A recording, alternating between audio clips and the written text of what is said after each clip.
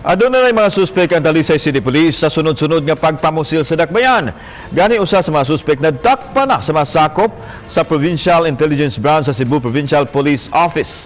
Si Chona kaniyon sa report. It points to Gipahibaw ni Major Orlando Carag Jr. Happy sa Talisay City Police Station nga aduna na sila suspect sa pagpusil patay kang Jerusalem Berbo ni adtong July 12 sa usa ka apartment sa barangay Kansohong.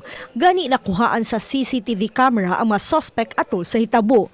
Naila nga ang 21 anyos nga si Divine Dandan kanhi kaipo ni Steve Go o Girly Luwagi nga napatay sa buy-bust operation. Sa video si Dandan kauban ni Jersey G ang suspect sa maong pagpamusil. Si Dandan nasikop ni atong Huwebes sa mga sakop sa PIB atol sa usa ka buy-bust operation. Samtang si Sige napalgang patay nga gitaptapan ug gigaid sa poste sa Kampo 4 ni adtong Biyernes. it points to only one group.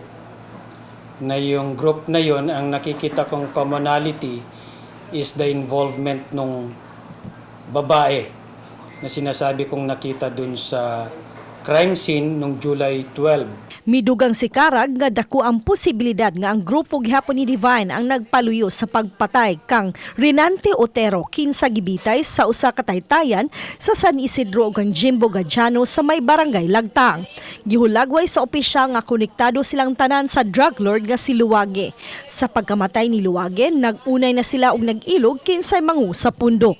That lady ay naaresto na on July 25 by another unit. Ang assessment ko is si Jer Sige was trying to ask help from the other group na magtago muna. But because yung tumatay yung mga leaders ng mga splinter groups ay naalarma dun sa mga grupo nila ay pinapatay, baka pinagkaisahan nilang patayin si Jer Sige. Ang kapulisan mupasaka og kaso batok kang Dandan. Uban ni Marlon Melgaso, Chona Carrion, Balitang Bisdak.